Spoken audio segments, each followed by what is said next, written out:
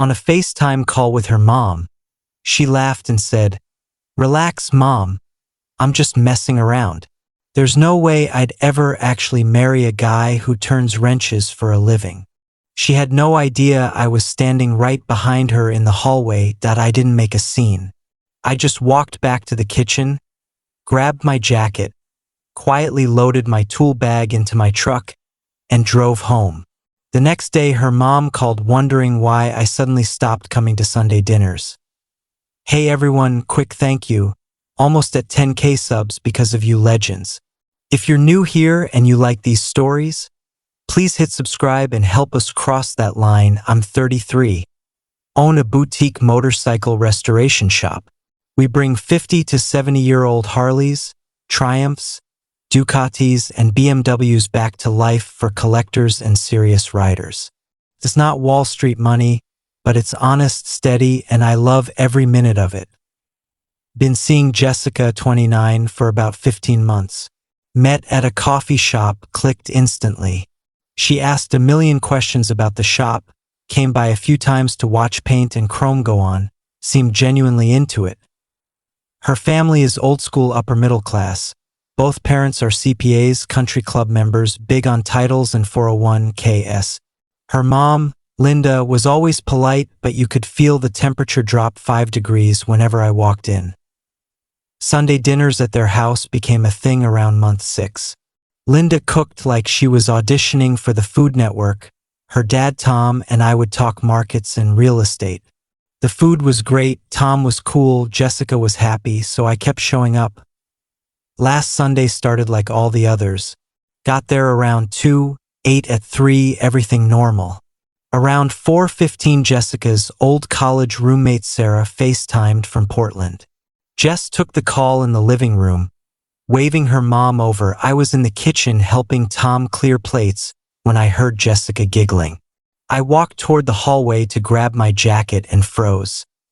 Sarah must have asked who I was because Jessica dropped her voice, but not enough, and said, "Oh, him? He's fun for now, Mom.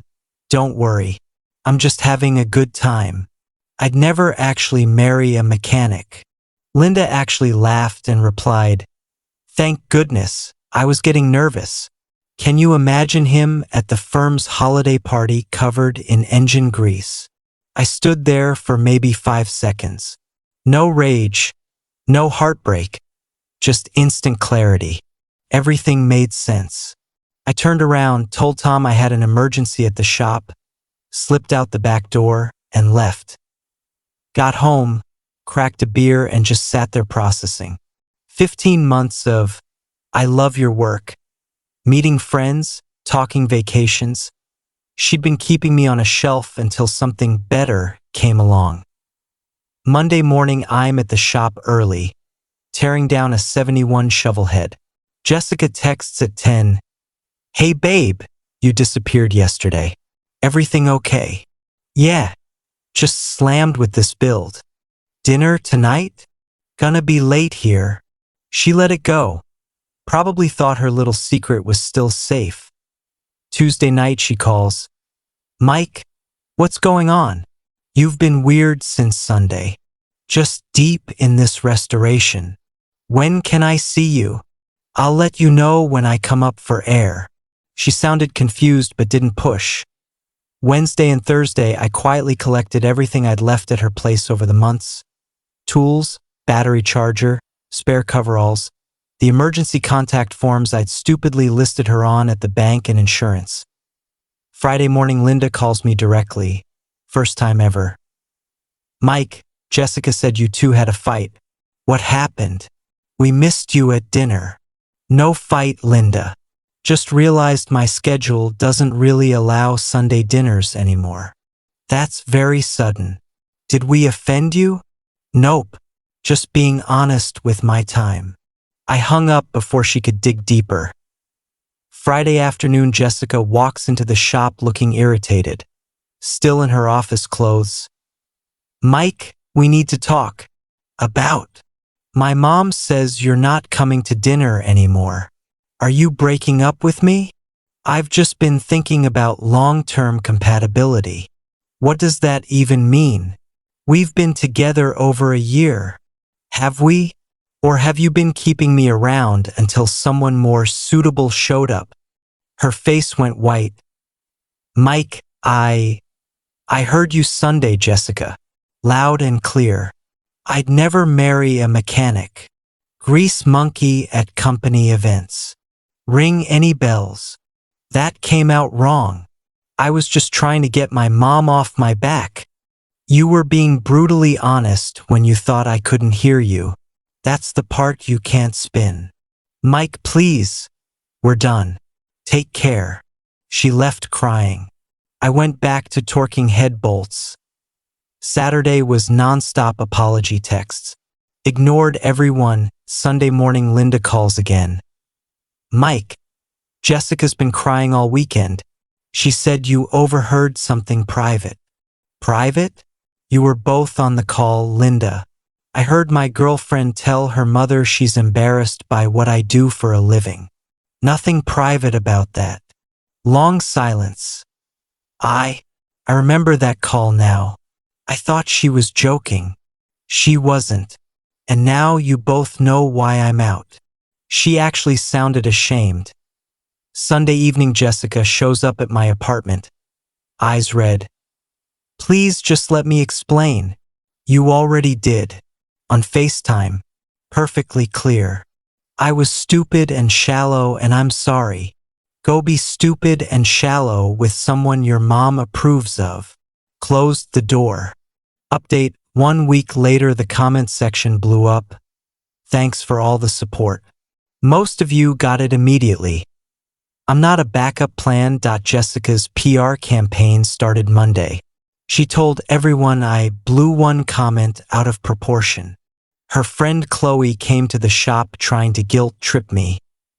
You're destroying something good over a dumb joke. Calling your boyfriend a grease monkey to his future mother-in-law isn't a joke, Chloe. She left mad. Tuesday Linda called again, this time to apologize for real. Mike, I've done a lot of thinking.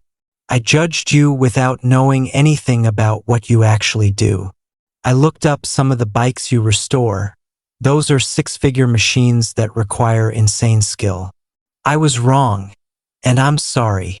She even asked if I'd consider coming to dinner Sunday without Jessica.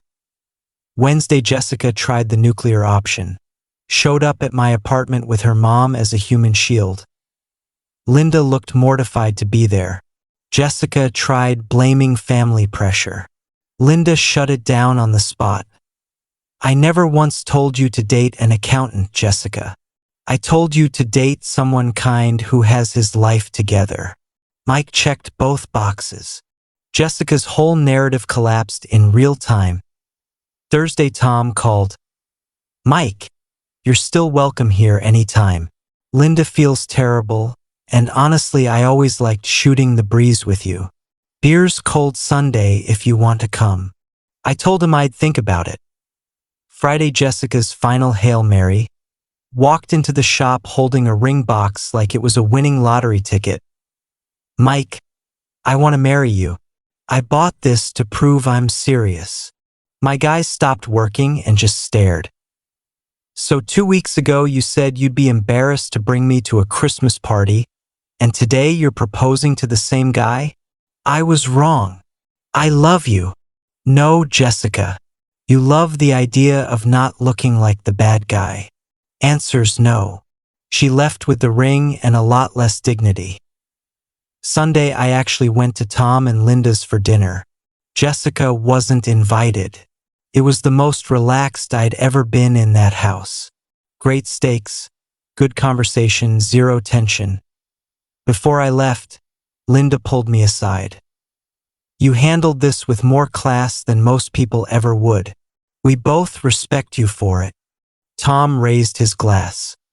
To guys who build beautiful things and know their worth. 1 month later, final update, shops busier than ever. Tom sent 2 of his country club buddies my way, both with barn-find Harleys that need love. Jessica tried one last time with a business investment pitch. I laughed and told her I don't need pity money from someone who thinks my job is beneath her. Word spread in their circle. People heard exactly what she said, and they heard how her parents reacted. Jessica's the one getting side-eye at family events now, while Tom brags about that sharp mechanic who does museum-quality restorations. I've been hanging out with Sarah, a trauma nurse who rides a restored 78 CB 750. First time I told her what I do, she asked if she could come watch a tank get painted. No judgment, just curiosity and respect. Jessica texted last week, "I heard you're seeing someone. Hope you're happy." I didn't reply, but yeah, I am. The best revenge wasn't yelling or drama. It was quietly walking away, keeping my dignity, and letting her own words do all the damage. She thought she was having a private little chat about her temporary blue-collar boyfriend. Turns out she announced to everyone who matters exactly who she really is. I still build bikes for people who value craftsmanship. Nothing she said ever changed that. It just showed she never belonged in my world. Now I've got peace, better projects, real friends who became family, and a woman who's proud to ride shotgun. Grease under my nails and all. Life's pretty damn good.